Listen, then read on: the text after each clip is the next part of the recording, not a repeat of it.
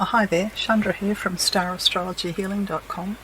Continuing on with my brief talks about my journey out here through the central heartlands of Australia.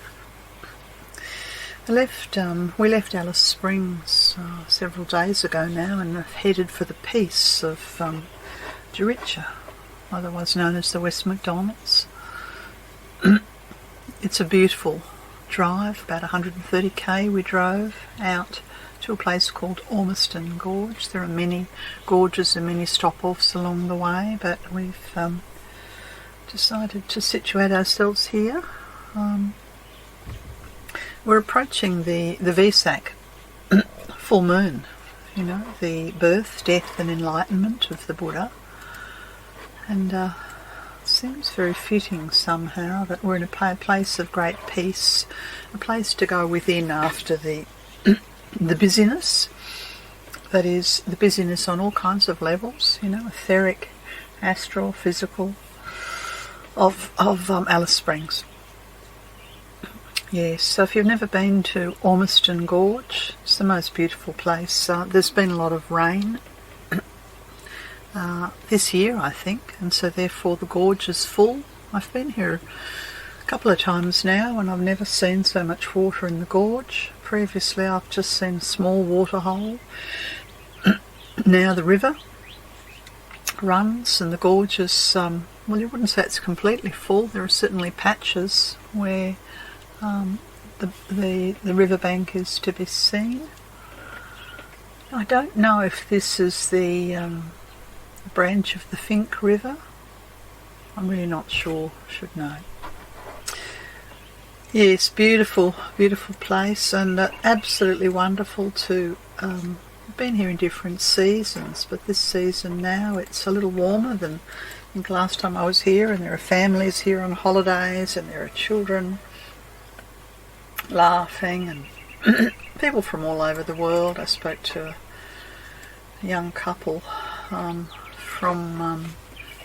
where were they from? Derry City, up in Northern Ireland. They've been in Australia, sort of waiting for the pandemic to be over, really. Yeah, lots of people from Europe, all over the campsite out here, but it seems to be maybe the more adventurous people come a little bit further west and away from the creature comforts of power and hot showers. The peace is what I wanted to talk to you about. The peace and the beauty and the majesty that is Ormiston Gorge. I wish I knew the proper name. I think I've seen it written somewhere, but I can't recall it. Yes, so we've kind of done a whole lot of nothing for at least 24 hours, I think. Felt like it, and then I got up early and decided I'd take the walk up through the lookout, what they call the Ghost Gum Walk. I was a little bit not early enough for complete sunrise. It's a fairly easy walk up past the Ghost Gums, up the steps, and you know, as the eastern rays of the sun come into what they call the Ormiston Pound, it just reveals the majesty. And I continued on. I think it's I don't know, is it 2.5k or something, a round trip? Yeah, I found myself in this valley, alive with this incredible sound. Birds, budgerigars. Now, honest to goodness, it sounded in the most beautiful way, like I'd arrived at a busy airport full of helicopters or something. And the budgerigars are just, well, they're there in their thousands, and I think really they're tens of thousands, and they fly. I spoke to one lady who said that she thought they were like kamikaze pilots. Well, they certainly fly fast and with purpose and in groups. But then they rest in the trees, and you know, you get 100 budgerigars resting in an old dead tree, and they look like leaves. The tree looks alive. When you look a little bit closer, you realise, no, that's actually an old dead tree, but it's filled with these joyous budgerigars. And from there the walk continues on down towards the river. And most majestic, incredible pink stones.